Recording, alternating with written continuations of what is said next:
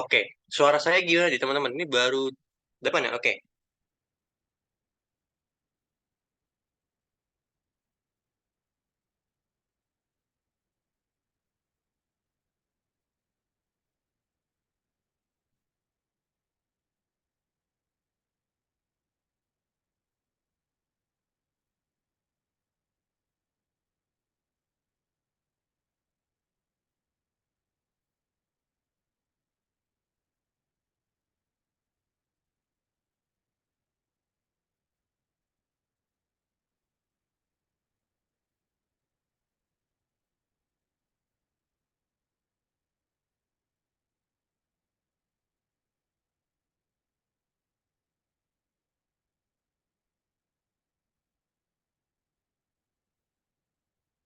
oke, pas ya.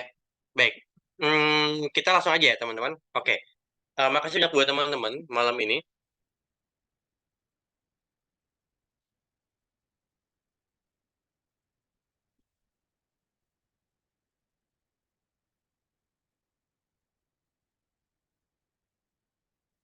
Oke, teman-teman download dulu. Filenya udah saya kirim ke Atika ya. Oke, nah dari saya ke teman-teman ya. em, saya berat teman-teman udah download dan teman-teman juga dibaca nanti untuk ininya teman-teman karena sayang banget kalau teman-teman nggak baca ini teman-teman. Nah, em, oke, saya langsung ini ya.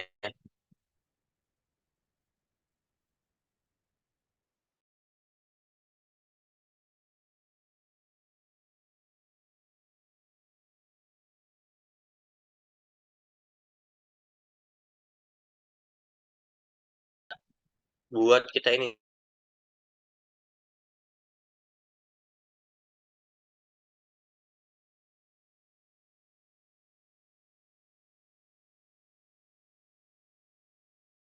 yang udah pernah run iklan sosial media atau iklan deh, iklan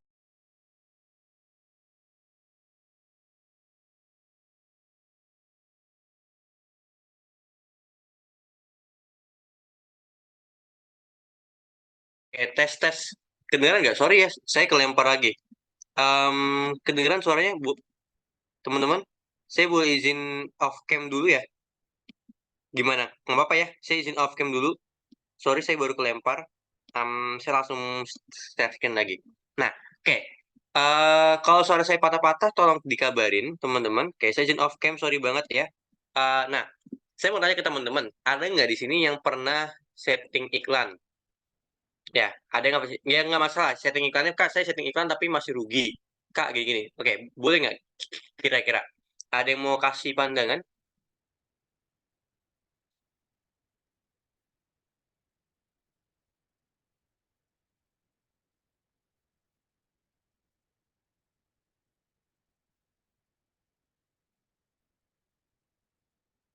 Oke, ada yang mau kasih? Belum, aku pernah setting iklan buat IG. Oke, Kak Hasni, boleh sambil ceritain. Oke, selain Kak Hasni, ada lagi nggak kira-kira? Boleh cerita di chat dulu, nggak masalah gitu.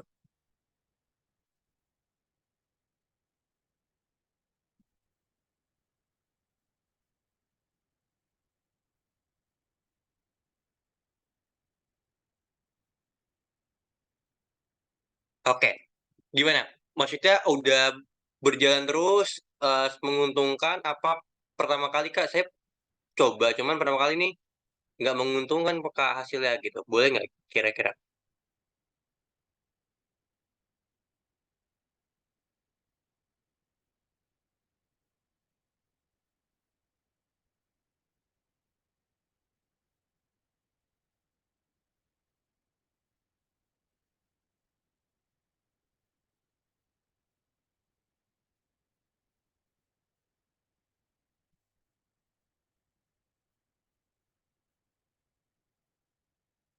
Oke, setting ads bervisi pribadi. Aku fokus ke awal. Nah, berdiri kecil dan cuma 3 jadi hasilnya kurang maksimal. Pernah ke AdSense IG juga. Oke, nah, oke gini teman-teman. Saya mau kasih tahu kenapa sih pentingnya kita belajar iklan di sosial media. Ya, belajar bukan hanya tahu cara settingnya, tapi tahu cara optimasinya. Paling penting itu ya. Paling penting kalau di iklan itu adalah optimasi iklannya. Nah, di sini total penggunanya sebenarnya udah naik ya sekarang ya. Ya, kalau nggak salah hampir 200 juta, tapi ini laporan 2021, teman-teman, ini 3 tahun yang lalu. Sorry, saya belum belum update gitu. Nah, ini laporan dari judul artikelnya tuh The Let's Insight into the State of Digital. Nah, Instagram dan Facebook sendiri 85 juta, tapi kalau nggak salah sekarang udah jadi 110. Ya, yang paling banyak itu TikTok, setahu saya. Nah, oke, ini buat pengguna sosial media di Indonesia. Oke, nah lanjut. Nah, ini skill yang penting. Sebenarnya teman-teman baiknya punya skill web development, tapi nggak masalah kalau belum ada, gitu ya. Tapi saya bakalan coba kak gimana kalau kita nggak punya skill produk dari skill produk manajemen atau skill web development. Oke, kalau produk manajemen kita bisa bisa pakai funnel marketing, teman-teman ya. Nanti nama materinya dulu funnel marketing, tapi kalau buat website itu sebenarnya nggak perlu banget teman-teman ya. Sebenarnya nggak terlalu perlu banget teman-teman. Nah, kalau dari kita teman-teman ya di skill web development tuh nggak perlu banget banget, tapi sebaiknya kalau bisa teman-teman bisa buat ya, atau setidaknya teman-teman ya, atau setidaknya teman-teman bisa kasih apa ya? Gampangnya teman-teman bisa bikin Desti Page gitu, atau bisa bikin link tree, atau teman-teman bisa bikin em, apa? Misalkan teman-teman bikinnya apa contohnya? Kalau misalkan pakai landing page sederhana nih, yang anak muda biasanya pakai apa? Yang landing page sederhana.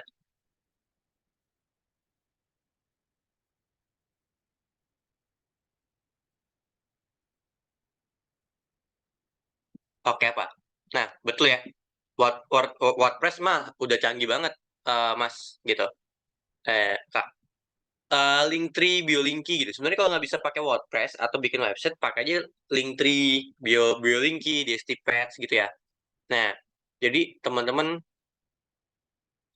kurang lebih kayak kayak gitu ya, teman-teman ya. Bisa pakai landing page sederhana. Oke. Di sini yang kedua ada teknis FB IJ Ads, teman-teman. Ya, ini penting banget. Ini bakal kita pelajarin. Yang ketiga adalah skill product management. Ini bakal kami ajarkan gitu, kami praktekkan gitu. Tapi memang nggak detail banget. At least teman-teman tahu tentang funnel marketing, gitu ya. Nah, yang ketiga adalah yang terakhir adalah skill copywriting. Ini yang kita ajarin setiap hari Senin, teman-teman. Ya.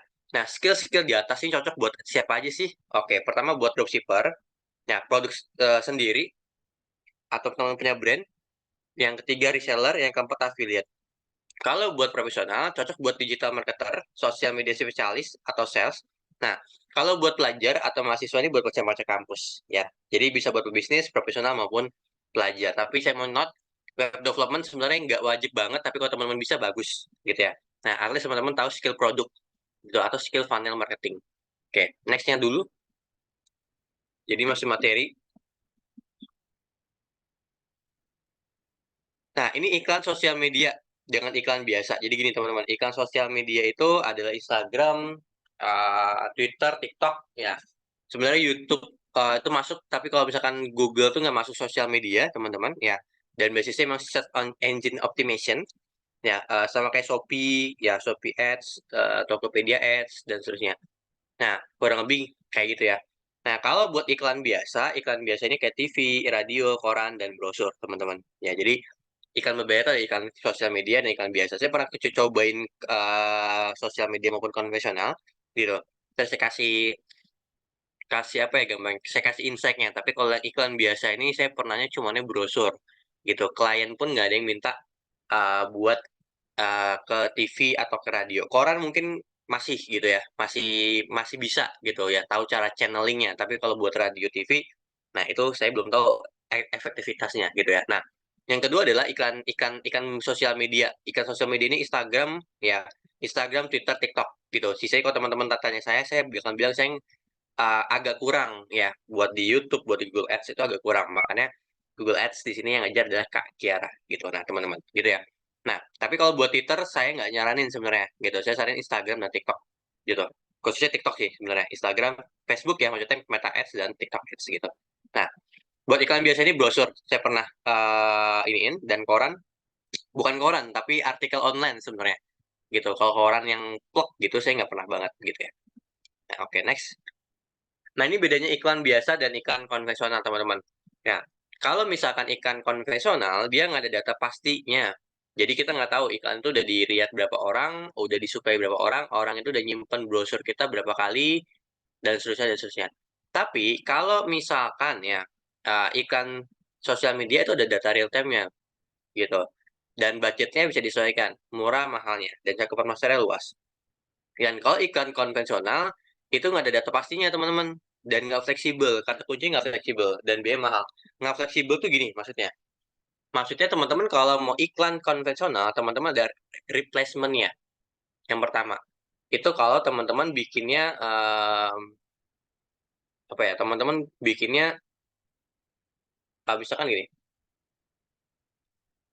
Teman-teman bikinnya, bikin apa? Contohnya bikin brosur ya. Teman-teman ada waktu tunggu 4-5 hari. Teman-teman bikin iklan di TV, ada waktu tunggunya. Teman-teman bikin OH, tahu ya, out of home, iklan di billboard. Itu ada waktu tunggunya biasanya. Ya, kalau misalnya lagi penuh replacement-nya, ya udah nggak bisa. Ya, atau teman-teman kalau misalkan mau bikin ya harus bikin spanduknya dulu atau bikin videonya dulu biar nanti disambungkan ke digital OOH-nya gitu. Nah, kurang lebih gitu. Tahu ya, OOH tuh out of home ya, kayak kayak misalkan baliho atau apa Videotron, nah itu OOH ya gitu. Nah, kurang lebih gitu. Dan cakupan pasarnya kalau misalkan ikan konvensional ya di sisi aja. Contoh teman-teman pasang OOH di Semanggi gitu atau pasang OOH di MT Haryono Jakarta. Ya udah yang lihat orang-orang yang lewat situ ya, orang yang dari Bogor lihat ke tol dalam kota, yang dari mana nih? Dari Tebet, ya, sorry, yang mau ke Tebet gitu, dari RS Polri gitu, jadi negara. Nah, cuman itu doang yang lihat gitu ya. Jadi nggak bisa diatur dan biasanya mahal ya. Oh, itu 100 sampai 500 juta per bulannya gitu. Ya, itu buat satu tempatnya gitu. Nah, tiap tempat punya harganya masing-masing gitu ya. Ini buat teman-teman mungkin ada yang pernah kerja di OH, nah kurang lebih gitu. Nah, itu mahal biasanya kalau buat OH. Nah, kalau itu buat ikan konvensional dan dia nggak fleksibel. Datanya nggak ada. Yang lihat berapa, yang ini berapa nggak ada. Oke ya. Nah, next teman-teman. Oke. Ini saya mau kasih lihat data real time-nya. Ini contohnya nih, data real time. Tebak ini dari platform apa kira-kira?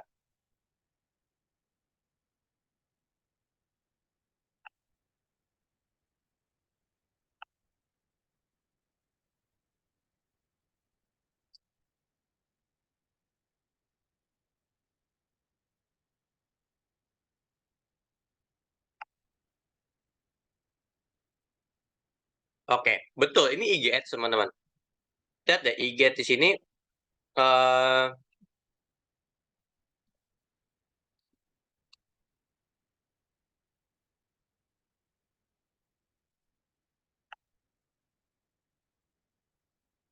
kalau di IG Ads teman-teman bisa ngeh nih, ya berapa yang udah masuk dan sebagainya sebagainya. Jadi teman-teman bisa ini kan teman-teman. Nah, kalau misalkan di kami teman-teman ya, kalau misalkan di kami eh, teman-teman misalkan gini, di IG Ads ini tapi IG Ads tahun 2002 berapa nih? 2022 kalau nggak salah deh. Ini agak lama. Tapi at least teman-teman tahu data real time-nya. Gitu ya, ada simpan, suka, bagikan, komentar. Ini saya maksud data real time-nya. Ya, ada ketukan sesuai, bahkan sekarang udah ada biaya per kliknya. Oke, teman-teman kiranya ada ini nggak? Ada yang mau ditanyakan dulu di bab satu ini, kira-kira tentang iklan?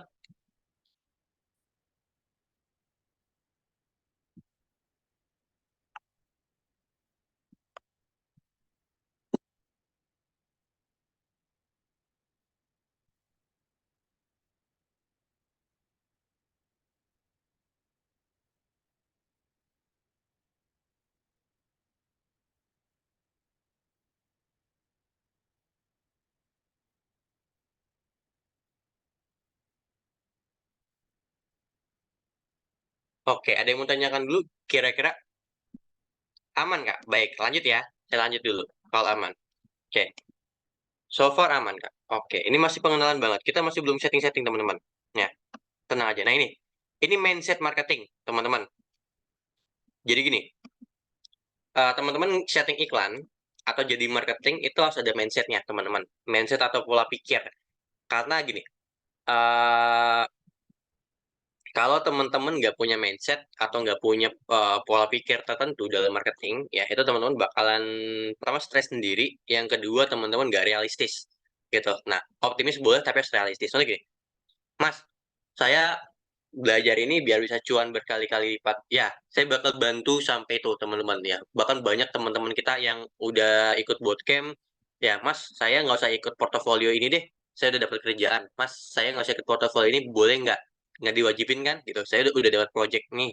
Mas, saya nggak usah ikut project-project dari agensi. Mas, saya udah bisa freelance sendiri gitu.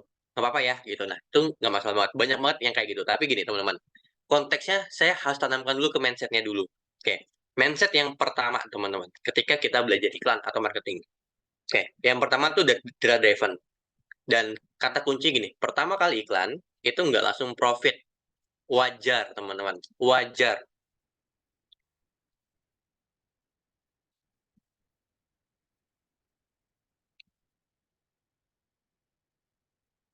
Kalau misalkan teman-teman gini, teman-teman baru belajar iklan nih, ya, baru belajar iklan. Terus teman-teman berpikiran gini, eh Kak, bisa nggak sih saya belajar iklan, tapi saya pengen langsung balik modal? Nggak bisa, teman-teman. Jadi gini, makanya kalau di kami itu teman-teman ya, ketika kita setting iklan, saya bakal bilang, coba dulu dari 20.000. Coba dulu dari teman-teman yang duitnya ikhlas, hilangnya segitu. Contoh, Mas, saya ikhlas hilang 20.000 buat belajar iklannya. Ya, bayar ke Facebooknya. Mas, saya ikhlas hilangnya 50.000. Nah, ketika teman-teman udah ikhlas uangnya segitu hilang, emang buat duit belajar, gampangnya teman ikut bootcamp terus bayar belajarnya ke Facebook gitu. Nah, teman-teman tuh berarti udah sesuai dengan mindset ya. Karena teman-teman udah punya, oh pertama kali iklan gue nggak langsung profit, wajar, dan gue pengen ya ini jadi bahan evaluasi ya, entah settingannya, entah copywritingnya, entah di posternya dan sebagainya. Nah, dan pertama kali kan itu pasti langsung profit. Saya juga pertama kali kan gitu, bahkan saya coba baru ada masuk itu ketika ada 7 kali iklan kalau nggak salah. Waktu itu IG itu baru banget teman-teman ya. Kurang lebih ingat 2000 berapa ya, 2018 apa 2017 gitu. Saya ingat banget itu pertama kali cobain iklan tuh 2017 apa 2018 itu, waktu itu 20.000, dan waktu itu masih 10%. Sekarang sama sih masih 10% ya PPN-nya. Nah, itu pertama kali iklan, saya nggak langsung profit teman-teman ya, tapi saya coba dengan 20.000, saya coba dengan 25.000, 50.000 dan sebagainya. Waktu itu pakai uang jajan SMA ya, 17 ya, 17 SMA akhir lah gitu. Nah, itu teman-teman waktu itu pakai uang jajan sekolah gitu. Saya kumpulin, ya saya kumpulin kumpulin sebulan baru saya iklan. Sebulan lagi saya iklan. Nah, kurang lebih gitu. Selama setahun saya otak-atik belajar iklan sendiri. Ya, tapi bedanya otak-atik otak-atik otak-atik. Nah, tapi baru di run-nya tuh nanti gitu, ketika ada uangnya gitu. Namanya juga anak sekolah gitu kan. Nungguin ada uangnya baru di run. Nah, itu baru untung di ketujuh, percobaan ketujuh atau ke-8 gitu. Saya lupa, tapi di atas 5 gitu. Nah, itu saya jual jersey bola teman-teman ya, saya jual jersey bola.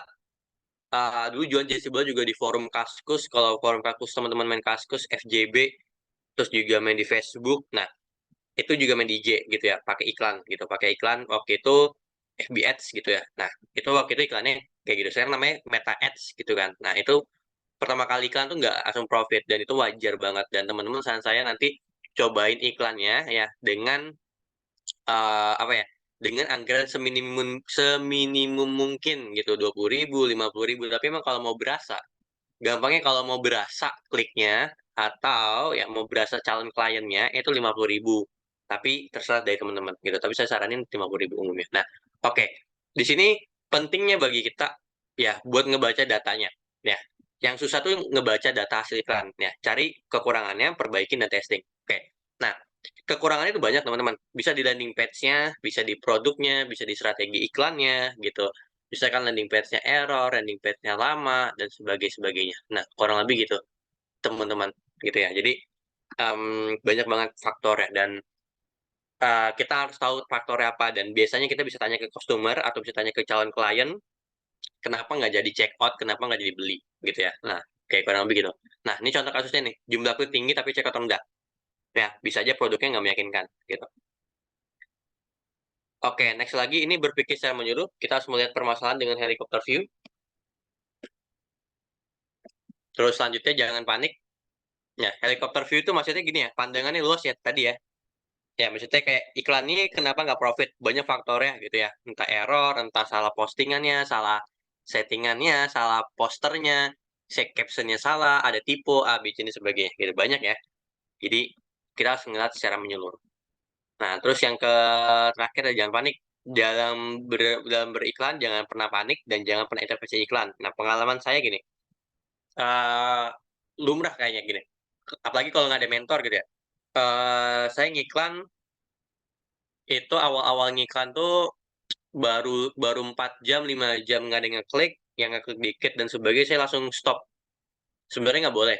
Bukan nggak boleh, nggak dianjurkan ya. Baiknya teman-teman nyoba 1 kali 24 jam. Saya ulangin lagi. Baiknya nyoba 1 kali 24 jam. Ya, biar saya ketahu gimana hasil progres iklannya. Gitu ya. Jadi jangan pernah panik dalam beriklan. Oke, nextnya lagi.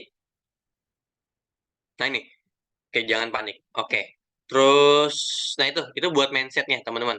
Jadi mindsetnya jangan pernah panik. Ya, harus helicopter view dan data driven. Gitu maksudnya ngelihat sesuatu permasalahan berdasarkan data. Nanti yang paling susah tuh justru belajar datanya teman-teman. Belajar baca datanya. Bukan bukan di cara ininya ya, bukan di cara settingnya. Settingnya gampang, percaya sama saya settingnya gampang.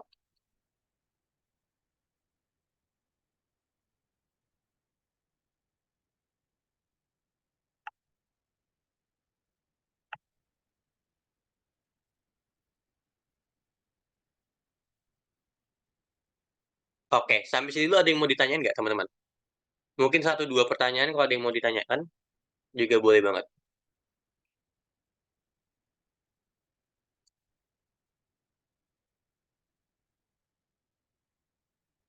Ada yang mau tanyakan dulu?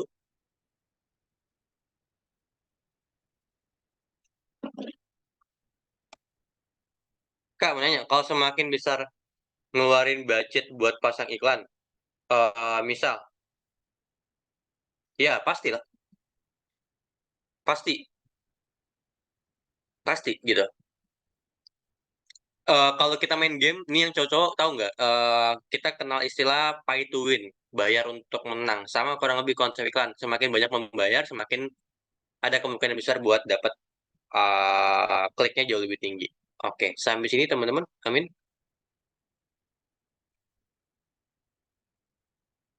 Ada yang mau tanya nggak? Aman nggak kira-kira?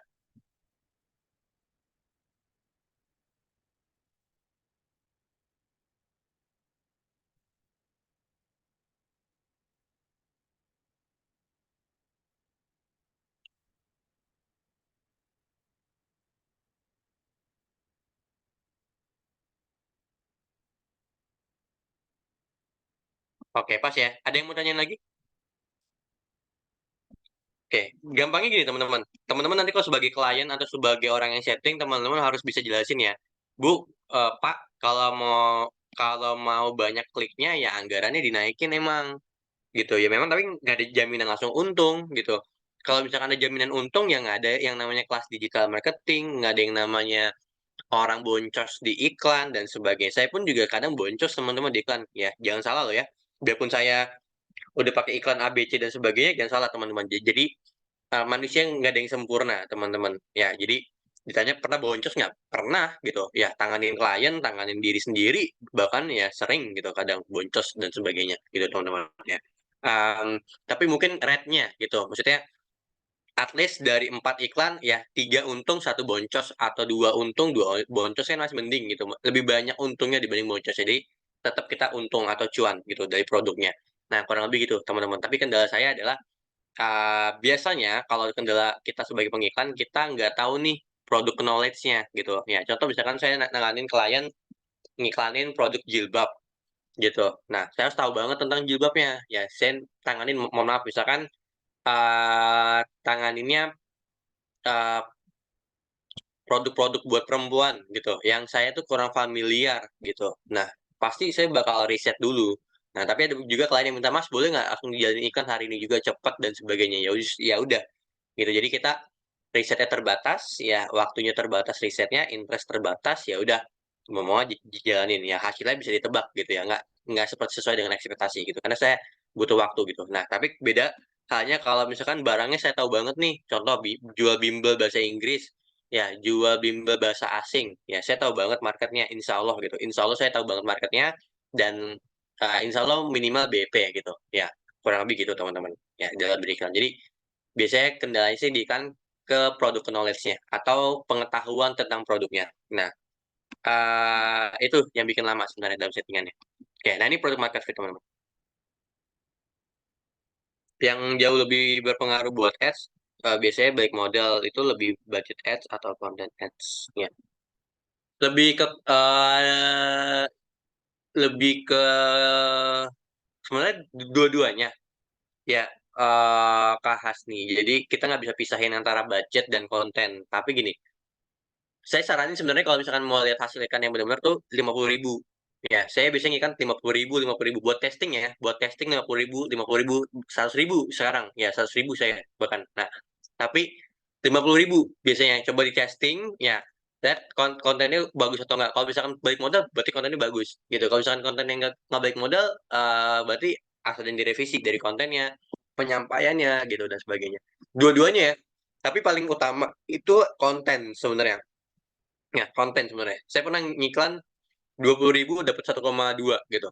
Ya, karena kontennya emang saya akui waktu itu menurut saya pribadi bagus gitu ya. Waktu itu at that time gitu. Oke, lanjut ya.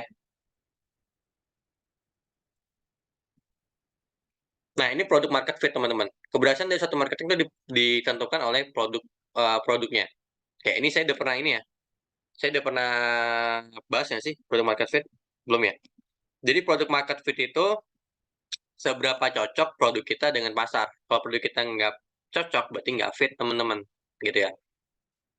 Nah ini paling penting.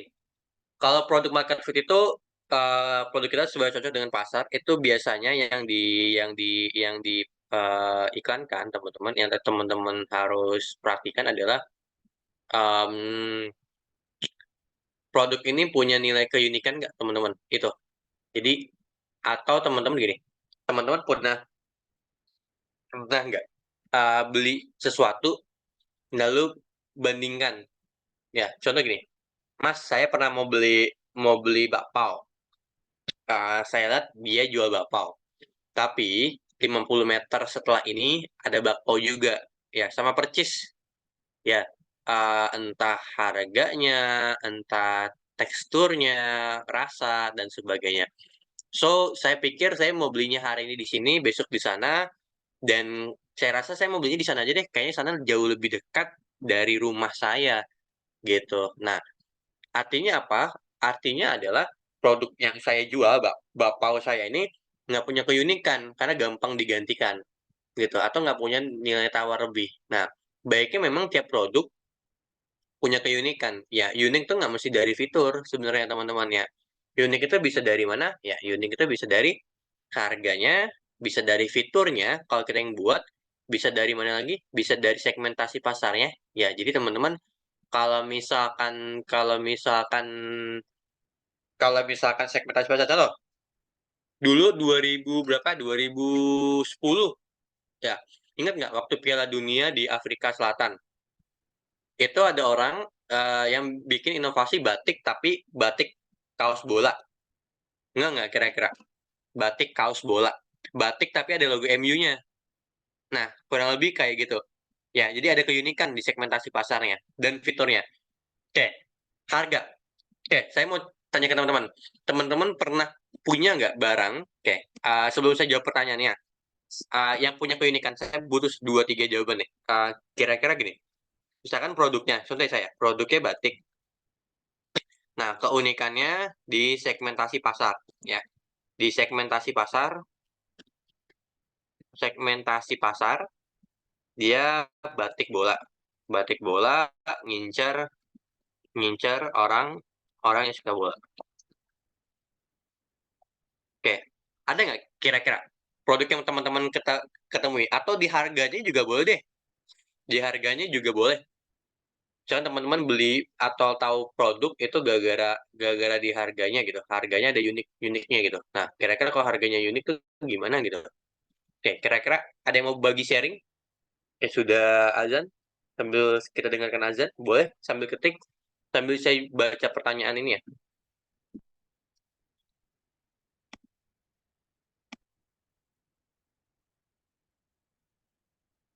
Kak Hasni gimana? Udah aman belum?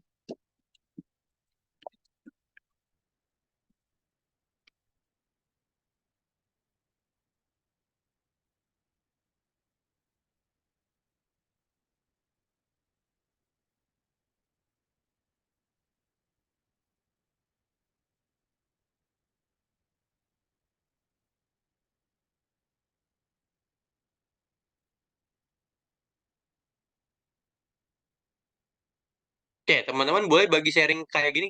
Kira-kira sharing kayak gini ya. Pernah ketemu apa? Saya soalnya pengen banyak banget insight dari teman-teman.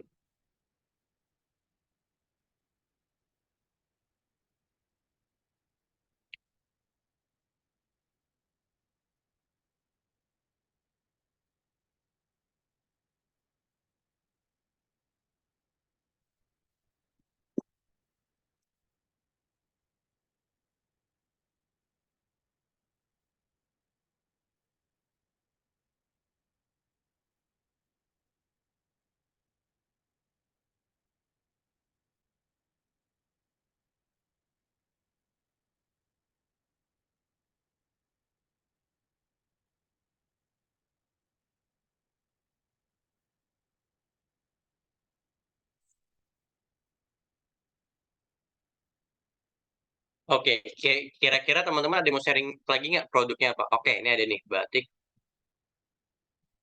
kain terbaik. Oke, thank you Mas Bagas. Oke, terus saya jawab ya buat pertanyaan ini.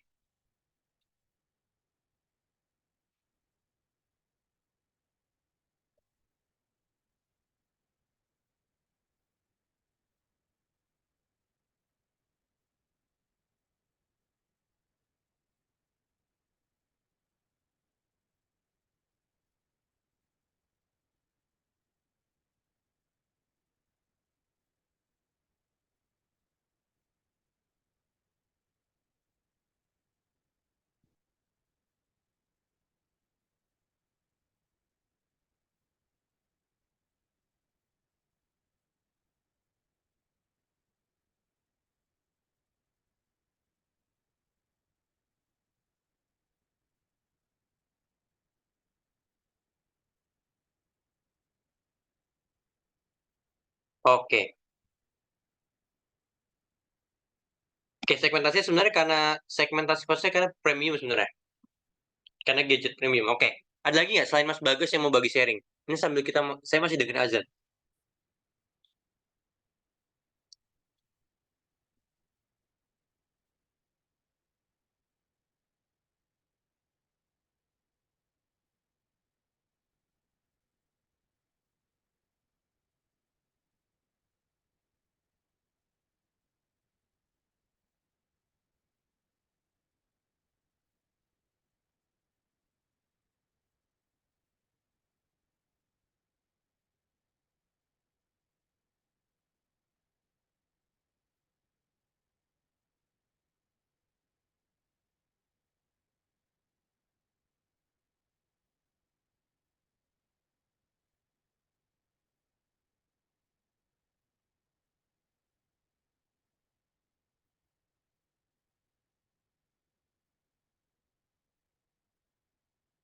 Oke, thank you Mas. Oke, sebentar ya, saya nunggu nunggu azan juga. Sembari teman-teman boleh ini. Ada lagi?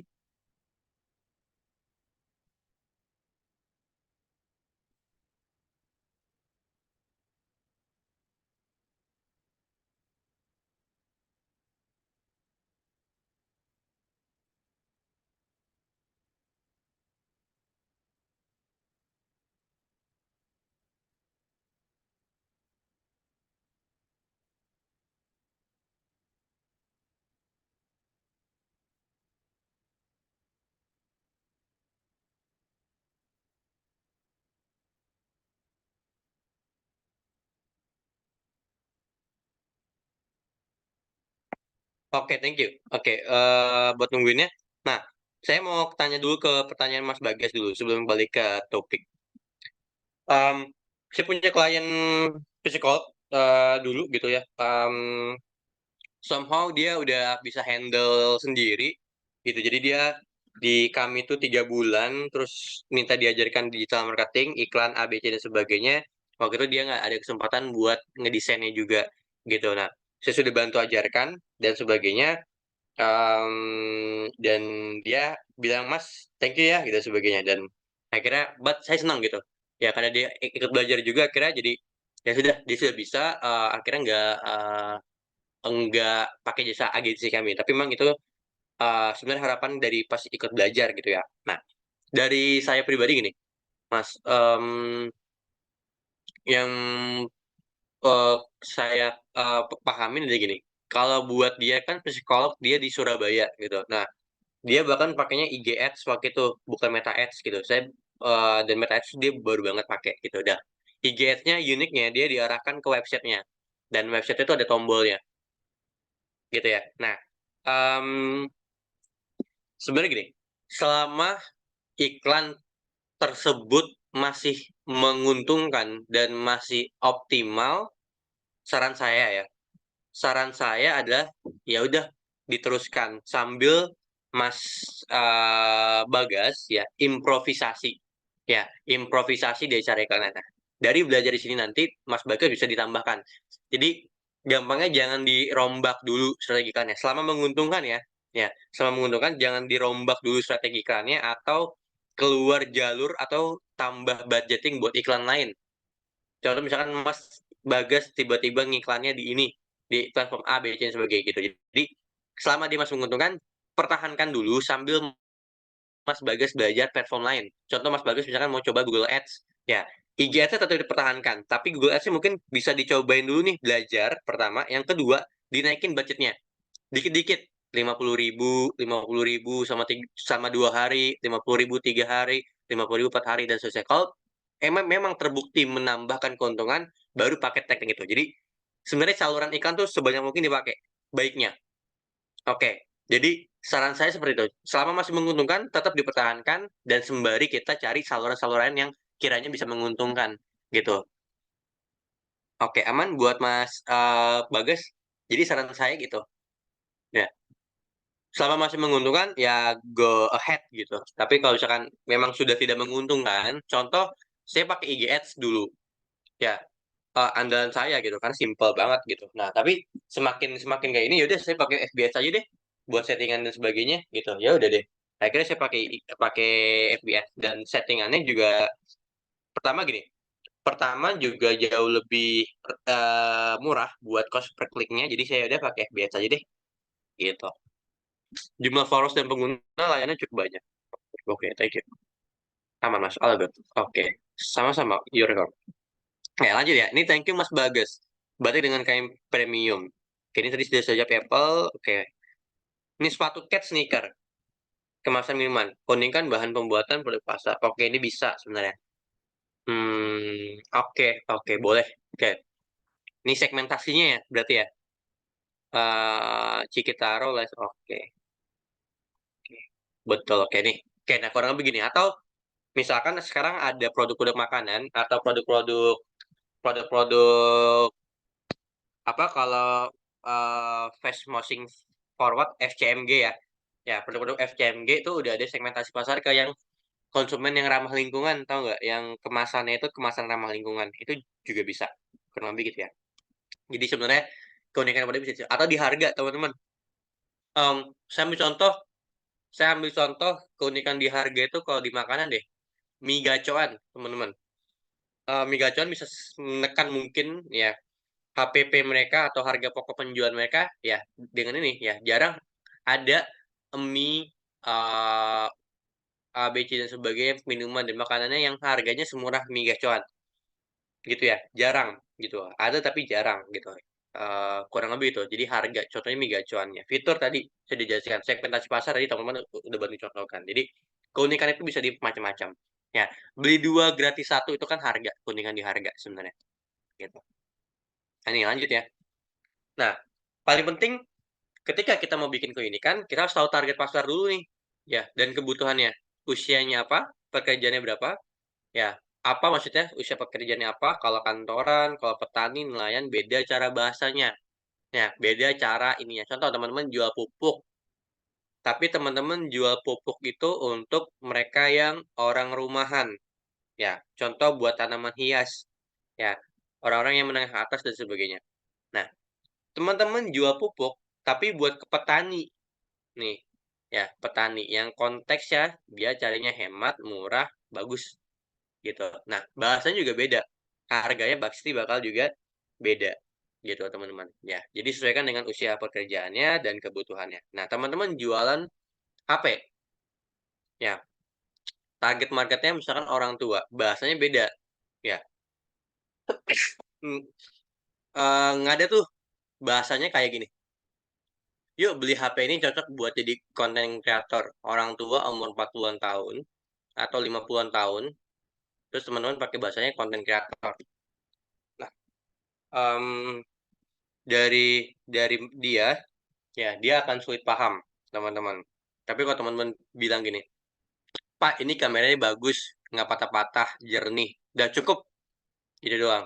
Udah cukup, ya dia paham dan mau beli. Tapi Pak, ini kameranya 60 megapiksel, cocok buat Bapak yang ingin jadi konten kreator. Nah, kira-kira gimana pakai tadi itu? Ya, dia nggak ngerti. Ya, Pak, ini RAM-nya bagus, 8 GB, cocok buat gaming. Ya, mungkin banyak orang tua yang nggak tahu gaming. Gaming apa sih, Mas? Gitu. Nah, tapi Mas, Pak, ini RAM-nya gede. Ya, ini RAM-nya gede, Bapak kalau mau buka banyak aplikasi, nggak bakal lemot. Nah, udah cukup gitu doang, teman-teman. Nah, disesuaikan dengan usia dan pekerjaan. Jadi, copywriting itu menyesuaikan dengan target audiensnya. Dan jangan maruk ya. Maksudnya teman-teman pengen, Mas saya pengen ngambil audiensnya dua-duanya nih. Ya, nggak ada segmentasi khusus ya. Agak susah gitu ya. Terus yang kedua, kebutuhannya. Ya, kalau anak muda apa, orang tua apa. Terus yang ketiga, produk ini menyelesaikan masalah konsumen. Nah, ini paling penting. Makanya biasanya berhubungan dengan fitur dan benefit. Oke, lanjut. Nah, ini cara segmentasi pasarnya. Ya, ini posisikan diri sebagai konsumen, tulis produk yang diimpikan, tulis keresahannya, jadiin keunggulannya. Ya, posisikan diri, pikirin yang diimpini apa, ya, tulis keresahan dan jadiin keunggulannya sebagai produk marketing. Oke. Nah, nah ini contoh, ini keunikan desa. Gitu. Misalkan saya bikin bootcamp tapi bisa video, terus juga bisa PDF, ada Zoom-nya, ada chat diskusi, bisa chat pribadi juga, gratis ngulang, ya, dan sebagainya. Ini contoh ya. Oke, sampai sini dulu ada yang mau ditanyain nggak kira-kira? Ini sorry ya, kesehatan saya lagi nggak ini. Selanjutnya ini nih, funnel marketing. Nah, nanti saya mau kenal sama FBS, teman-teman. Nanti saya kasih link buat coba daftar Facebook. Barangkali di sini ada yang belum punya Facebook.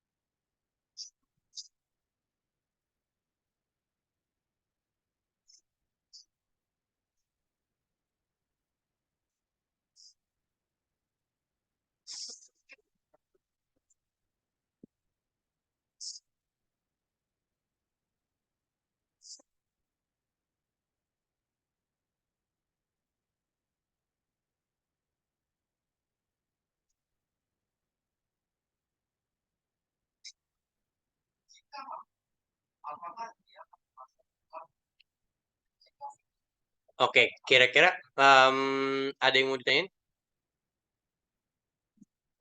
Aman ya? Oke. Sekarang kita ke funnel marketing. Nah, funnel marketing ini gampangnya step by step produk terjual. Ini teman-teman harus tahu. Nih, gini. Mas, kenapa sih belajar funnel marketing? Jadi gini teman-teman. Ada produk yang emang dia dijualnya via website, via e-commerce. Ada juga produk yang dia dijualnya via WA. Nih, teman-teman kalau beli beli jasa website, jasa buat website misalkan. kira-kira teman-teman atau jasa apa deh, misalkan teman-teman itu pakainya WA atau teman-teman dari eh e-commerce gitu buat jual jasanya,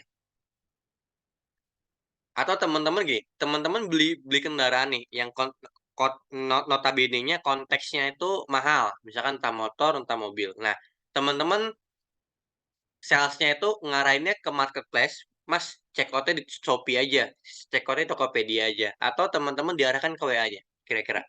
Saya mau coba tanya.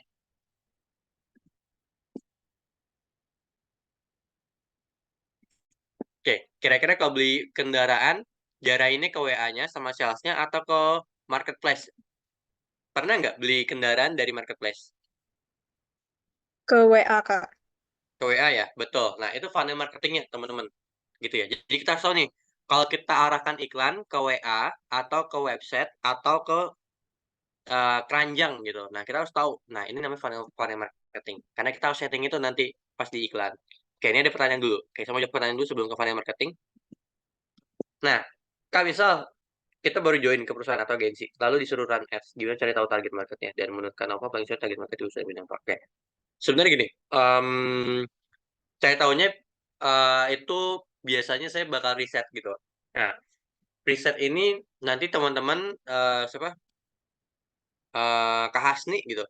Kak Hasni dan teman-teman itu bakal belajarnya di materi minggu depan gitu atau minggu ketiga. Itu namanya materinya buyer persona gitu. Nama materi buyer persona. Nah, nanti bakal di situ ya risetnya. Gitu. Jadi kita melakukan riset. Nah, cara risetnya dijabarkan di PDF itu. Ya, ada beberapa cara risetnya dan dijabarkan di situ. Gitu. Nah, kalau menurut saya yang paling sulit itu produknya adalah ketika produknya nggak saya familiar. Contoh deh, misalkan Kak Hasni nggak familiar dengan otomotif. Contoh ya, Kak Hasni nggak familiar dengan otomotif. Lalu Kak Hasni diminta iklankan otomotif atau bikin copywriting tentang otomotif. Ya, trust me gitu. Ya, biarpun bisa, ya agak challenging. Saya juga kayak gitu. Ya, agak challenging, agak menantang. Contoh, bisa. Saya nggak begitu ngerti produknya. Oh, baja. Ya, produknya produk konstruksi. Ya, teman-teman. Saya nggak ngerti, jujur ya. Saya waktu itu punya pengalaman, saya nggak ngerti produk konstruksi, baja, dan sebagainya. Pokoknya seputar itu deh. Terus, ya, seputar baja, konstruksi, terus ya pertukangan lah pokoknya. Pertukangan itu saya nggak ngerti. Ya, jasa pertukangan, konstruksi, semen, baja, A, B, C, dan sebagainya. Nah, itu saya kurang ngerti. Kayak semen kan satuannya sak, A, B, C, dan sebagainya. Nah, yang terjadi ya risetnya jauh lebih lama gitu ya 3-4 hari 3-5 hari gitu dan sebagainya gitu itu riset doang gitu ya belum setting gitu teman-teman. Jadi menurut saya paling sulit di perusahaan bidang apa, di perusahaan yang bidangnya teman-teman nggak familiar. Contoh misalnya Kak Hasni familiar di bidang konstruksi, menurut saya susah tapi menurut Kak Hasni gampang karena Kak Hasni familiar tahu target marketnya siapa, tahu cara penyampaiannya gimana dan sebagainya. Misalkan Kak Hasni mainnya properti, saya nggak paham properti, misalkan saya nggak paham AJB, saya nggak paham SHM, saya nggak paham akta-akta ABC dan sebagainya, saya nggak paham pokoknya tentang properti lah gitu. Nah, Kasni paham gitu. Nah, ketika mau iklanin itu, Kasni enak bikin copywriting 5 juta alhin free AJB free surat-surat. Kan bisa bikin copywriting kayak gitu. Nah, saya yang nggak tahu, saya pusing nih bikin copywriting itu apa ya kata-katanya. Nah, harus riset dulu. Ya, properti itu gimana sih sistem belinya, apa aja yang bisa dicari, ya benefitnya apa aja kalau beli di produk ini, kalau di perusahaan ini. Nah, kurang lebih gitu Kasni. Jadi yang susah itu adalah di bidang yang kita nggak familiar. Udah kata kunci itu. Nah, makanya dengan kita kerja, makanya dengan kita freelance, A, B, C, dan sebagainya, kita jadi tahu nih, ya, saya jadi tahu seluk-beluk beberapa bidang. Oh, kalau psikolog harganya segini ya, per jam, gitu, gila, gitu. Oh, ternyata psikolog, rata-rata yang iklanin psikolog, ya, ngiklan sekian puluh ribu, dapetnya gede ya, gitu. Banyak ternyata ya, yang mau psikolog, A, B, C, dan sebagainya. Nah, itu sebenarnya dari ininya, oh ternyata ke psikolog tuh kalau mau bikin janjian harus kayak gini gini gini. Oh ternyata kalau misalkan dokter gigi itu kayak gini gini ya. Oh ternyata. Nah, jadi sebenarnya lagi-lagi jam terbang ya. Jadi kalau misalkan contoh saya nggak jarang banget nanganin konstruksi, tiba-tiba disuruh ngikanin konstruksi, saya bakal agak sulit gitu. Tapi karena saya udah pernah, jadi at least saya ada pengalaman dikit gitu. Nah, kurang lebih. Jadi perusahaan di bidang yang Kak Hasni minim informasinya, ya atau kasih nggak pernah kerjain itu, ya maksudnya kerjain entah di iklannya, entah copywriting dan sebagainya. Kayak aman. Jadi setiap orang tuh relatif di bidang apa yang susahnya gitu. Ya intinya di bidang yang teman-teman nggak pernah main gitu, yang teman-teman nggak tahu seluk beluknya, informasinya minim itu.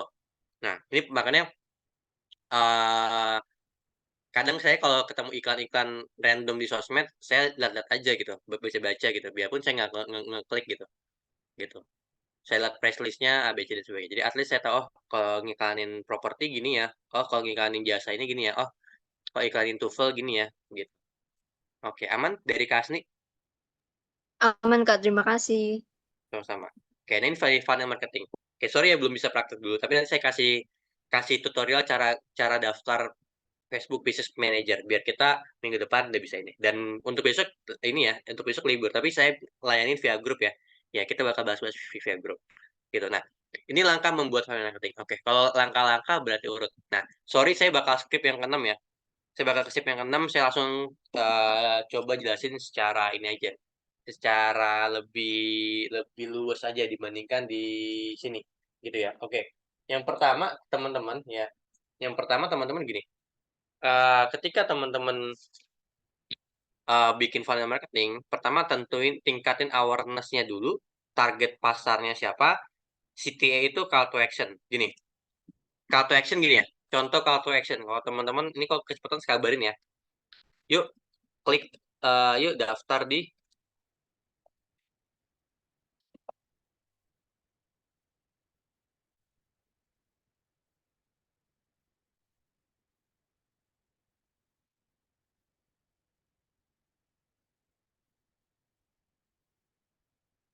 Nah, contoh gitu. Itu call to action ya. Jadi mau diarahkan kemana nih orangnya, daftarnya? Mau diarahkan kemana nih orang belinya? Yuk segera check out di keranjang kuning. Itu CTA ya, teman-teman. Gitu. Nah, yang keempat membuat langkah-langkah sampai call to action. Nah, siapin tuh videonya, posternya, captionnya, settingannya, dan sebagainya. Terus yang kelima tentuin tools yang tepat. Yang keenam target cost yang tepat, cost per forecast. Gampangnya balik modal deh gitu. Yang keenam. Oke, saya mau bahas satu-satu dulu. Oke, ini yang pertama teman-teman. Ya, yang pertama tingkatin awareness. Nah, targetnya gini, apa yang dijual, siapa target pasarnya, teman-teman harus tulis. Ini dibaca lagi nanti ya. Nah, kenapa target pasar harus beli? Contoh gini, jual moisturizer. Targetnya anak muda gitu. Target anak muda yang aktif ya di luar gitu. Nah, moisturizer ini melembabkan, nggak lengket, ya, nggak oily, gampang dibilas gitu misalkan ya dengan cleanser dan sebagainya. Nah, kenapa manfaatnya? Oke, manfaatnya karena ingredientsnya nih, ingredientsnya ada vitamin E yang bantu meremajakan kulit, terus ada niacinamide acid gitu. Nah, terus juga bisa mengurangi bakteri penyebab jerawat, terus juga bisa menghindari kulit kusam. Nah, terus juga ada tambahan ekstra perlindungan dari UV. Jadi udah all in one moisturizer-nya gitu. Nah, bisa kayak gitu teman-teman. Jadi ditulis ya apa manfaat ketika beli produk itu, target pasarnya apa, dijualnya gimana, dan siapa target pasarnya. Itu paling penting. Terus yang kedua, tentuin target pasar. Usia, profesi, wilayah. Oke, kalau pendapatan itu buat harga ya. Jadi pendapatan itu berkaitan dengan harganya. Contoh misalkan teman-teman jualannya, contoh ya, ngiklanin restoran, tapi restorannya di BSD. Ya, ya harganya mahal ya masih oke-oke aja. Kalau menurut saya ya, menurut saya harganya mahal. Bagi saya mahal, mungkin bagi orang-orang BSD kayak si biasa aja. Emang segitu harganya, gitu. Ya udah, berarti saya noting tulus. Ini harganya udah sesuai, nggak kemahalan. Terus ngiklanin apa ya? Ngiklanin barang premium, wilayahnya di sekitar peak gitu. Ya nggak masalah gitu. Ya karena ini atau jualan contoh ya. Contohnya Kopken deh, kopi kenangan. Dia jual kopi sebenarnya kan mahal at that time. Ya, pertama kali muncul tuh mahal sebenarnya. Nah, tapi dia jualannya tuh di mall. Kalau nggak salah di Ciputra pertama kali jualan gitu. Nah, tapi yang terjadi apa? Ya orang Ciputra nggak masalah gitu. ya karena sesuai dengan pendapatan mereka dan sebagainya gitu ya. Nah tapi kalau contoh ya kopi kenangan bukanya di depan SD, laku nggak kira-kira? Agak susah dapatnya anak SD jualnya daya belinya gimana sih gitu, paling 5.000 10.000 ya mereka baru mau beli gitu, tapi kalau misalkan sampai 20.000 25.000 ya agak sulit gitu. Jadi tentukan harga itu sesuai dengan target, sesuai dengan pendapatan target pasar, kata kunci itu doang gitu ya, profesi dan wilayah. Nah ini paling penting.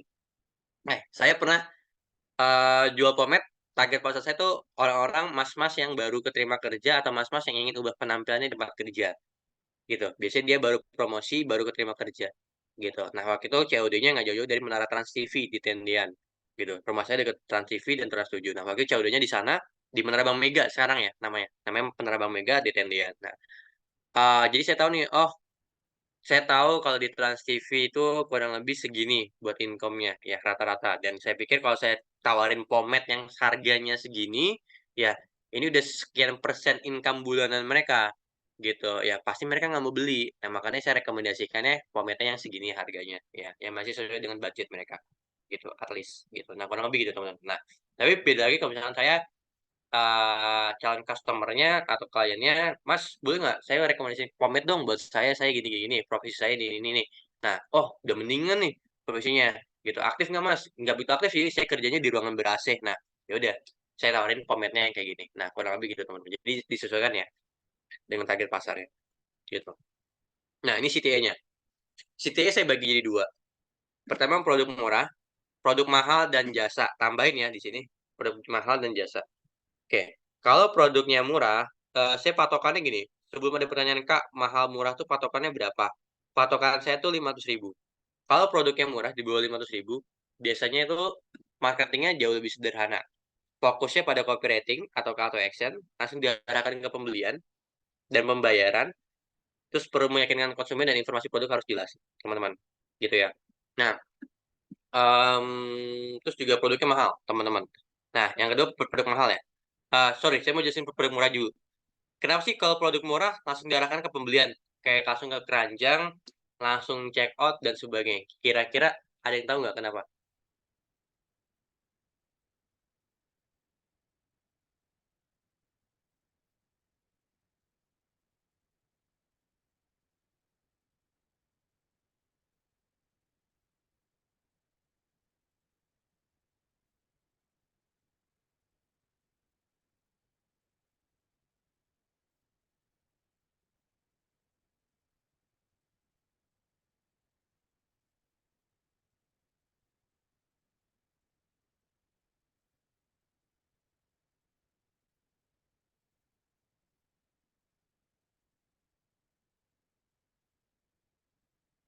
Oke, ada yang mau tanya dulu kira-kira kenapa? Kira-kira ada yang tahu nggak?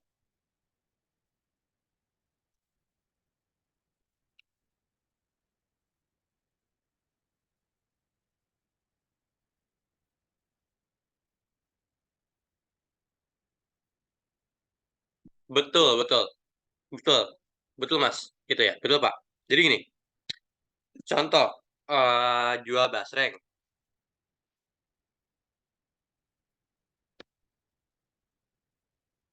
ya, untungnya 5.000,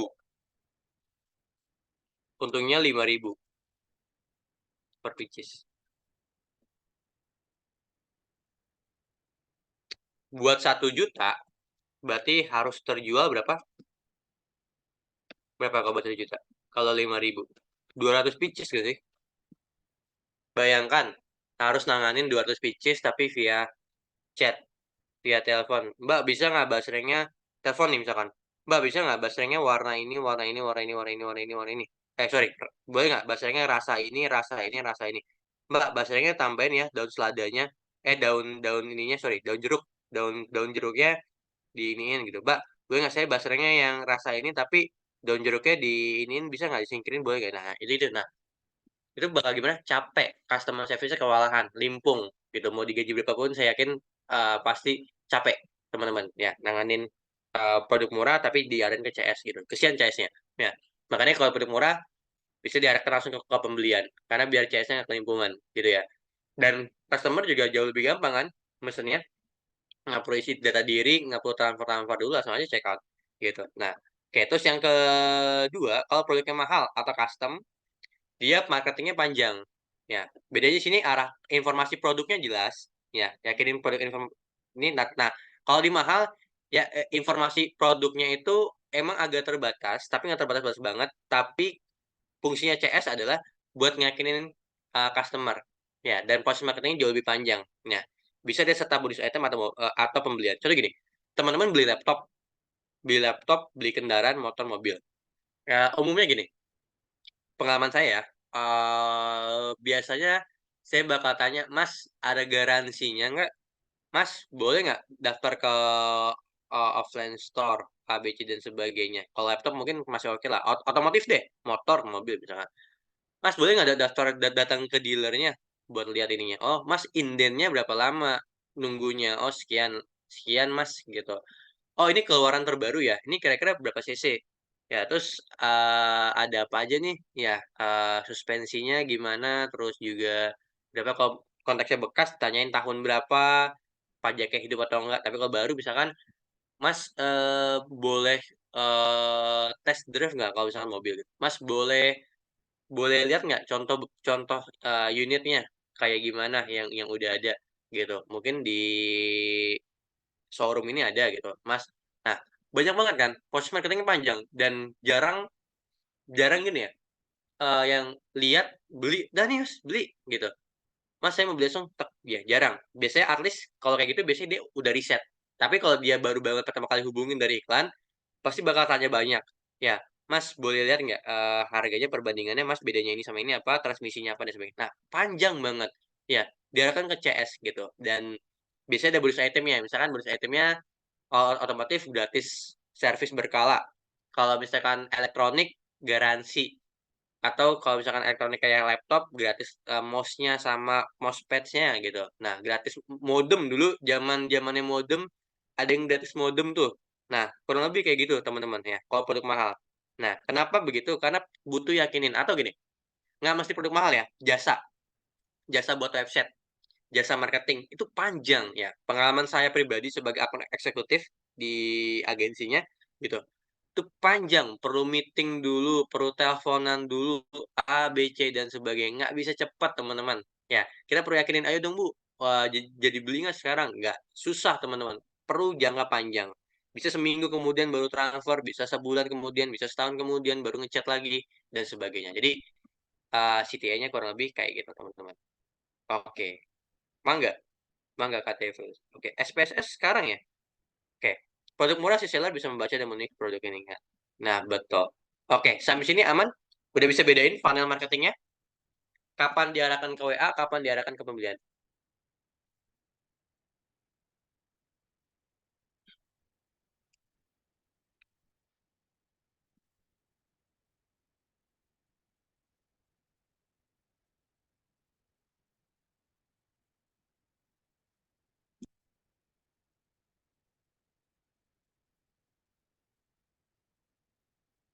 Aman, Kak. Oke, aman ya. Nah, kita lanjut. Kita lanjut, teman-teman.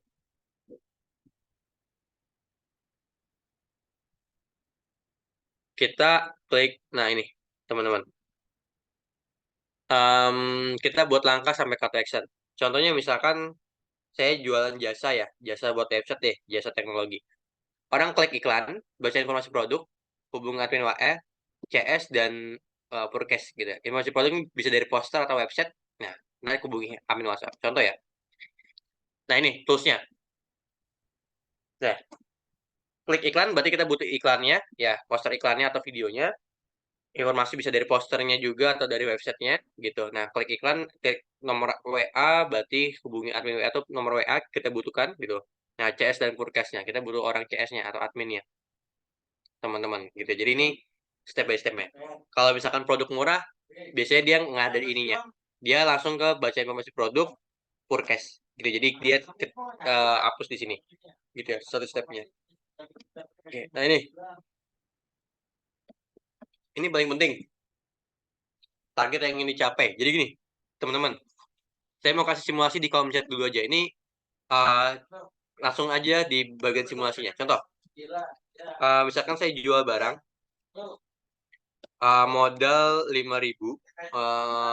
Pakai dos aja ya, biar teman-teman yang lain bisa lihat. Buat teman-teman yang pakai recording, teman-teman tetap bisa lihat. Kalau ada kelas lain juga boleh ya. Saya ada kelas SPSS, saya baru nggak nih. Kemungkinan kelas pengganti ya buat data analis. Nah, misalkan modalnya teman-teman modalnya 5.000. Terus jualannya 10.000. 10.000. Terus teman-teman budget iklannya 100.000. Nah, ternyata penjualannya dapatnya misalkan berapa ya? Dapatnya misalkan berapa nih teman-teman? Teman-teman mau dapatnya berapa? Oke, 20 deh. Misalkan 100.000 penjualannya. Kira-kira untung balik modal apa rugi, teman-teman?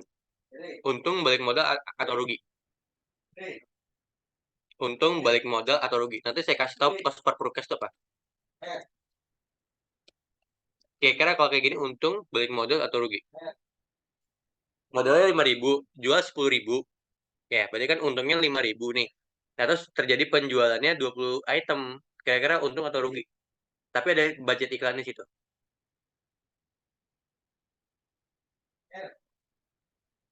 Oke, jualnya 10.000, sorry ya. Jualnya 10.000, berarti 200.000. Kira-kira kalau untung berapa? Oke, kita hitung bareng-bareng ya. Dari modalnya dulu deh. 5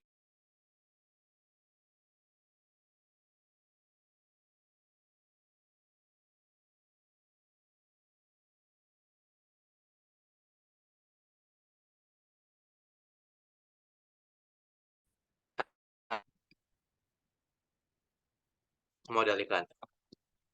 Total modal jadi berapa, teman-teman? Total modal jadi berapa? Total modal dari transaksi tersebut jadi berapa? Yuk, yang suka matematika. Nih, saya ulangi lagi nih. Terjadi 20 penjualan. Modal barangnya tuh 100.000. Modal ikannya 100.000. Kira-kira total modalnya berapa?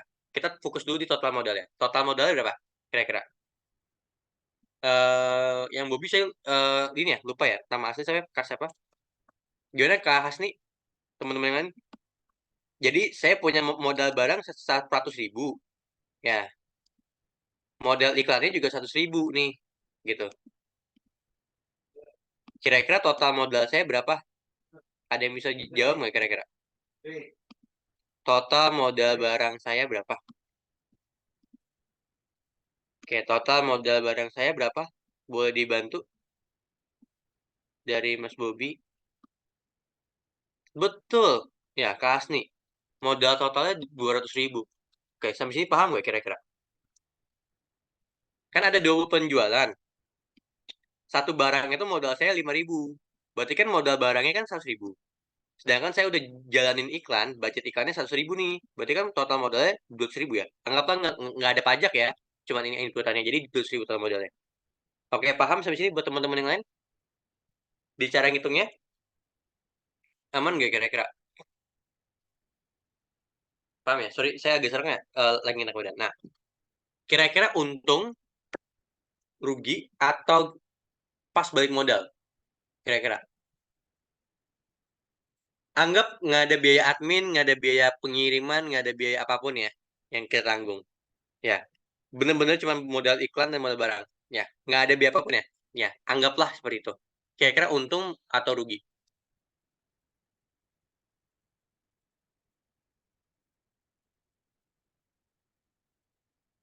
Atau pas balik modal? Betul. Nah, kenapa begitu? Lihat ya, cost per prokesnya. Itu modal iklan dibagi dengan quantity, teman-teman. Nah, modal iklannya berapa? 100.000. Kuantitinya berapa? 20. 100.000 dibagi 20 berapa, teman-teman?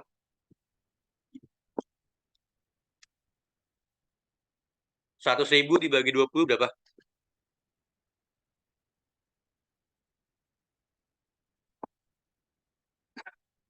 100.000 dibagi 20. 5.000, betul. Nah, lihat ya. Ini udah ketahuan nih. Ini cost per proof-case-nya. Kira-kira kalau model 5.000, jual 10.000, untung nggak dengan cost per proof-case-nya 5.000? Untung nggak kira-kira, teman-teman?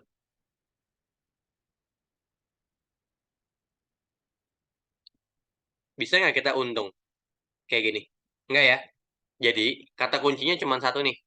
Kesimpulan. Ini nggak untung. Kesimpulan, turunin cost per purchase dengan lebih optimal iklannya. Optimal iklannya. Iklannya lebih optimal kayak misalkan settingannya ataukah bahannya. Nah, yang kedua ya, yang kedua ini yang pertama nih turunin cost per cost. Yang kedua teman-teman tahu ya apa? Yap, betul naikin harga jual. Oke, sampai sini ada yang mau ditanyakan dulu sebelum kita akhirin. Sorry ini saya lagi nggak enak badannya di saya lebihnya cuma 12 menit. Ada yang mau tanyakan dulu? Mungkin Atika boleh absensi.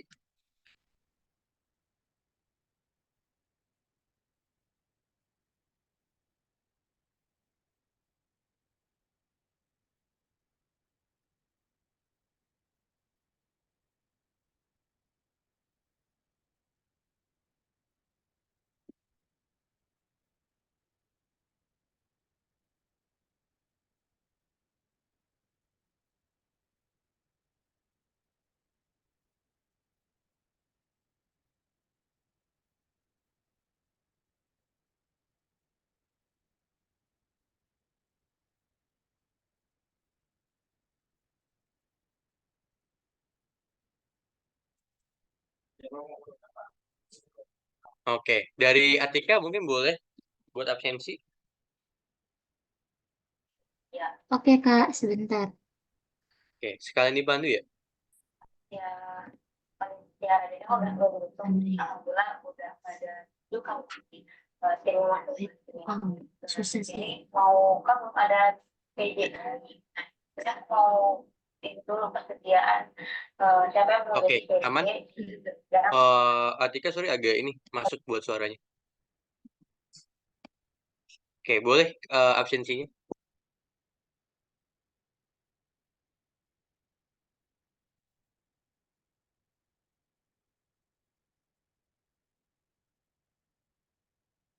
mulai ya kan? Sebentar buat presensinya nge-lag buat kopi ininya, kopi Oke. presensinya. Atau nanti Atika yang isikan aja gimana? Ini di screenshot aja, boleh dipandu buat kita. Buat teman-teman Oh kalau iya ada boleh. kalau ada pertanyaan boleh ya ke nomor admin yang 085158524451. Teman-teman. Boleh ya? Di konsultasi Boleh. tentang bisnisnya juga boleh kok kalau mau dijadwalkan call. Saya selalu terima 24/7. Selama saya aktif, saya ini kan gitu. Saya izin nggak terlalu banyak karena eh, saya ingin ke RS, jadi teman-teman mohon maaf ya, nggak terlalu banyak buat waktu lebihnya. Oke, boleh? Mangga dipimpin. Ya teman-teman ada yang mau on cam? Oke, Kalau enggak langsung saya screenshot. 1, 2, 3. Udah Kak. oke, baik, baik teman-teman. Oke, kalau sudah, saya kirim pertemuan hari ini. Kurang lebih yang mohon maaf. Assalamualaikum warahmatullahi wabarakatuh. Makasih banyak buat teman-teman yang udah hadir di hari ini. Makasih banyak buat Atika. Selamat berlibur buat besok. Thank you buat teman-teman. Sampai ketemu lagi ya di besok di grup. Sama-sama.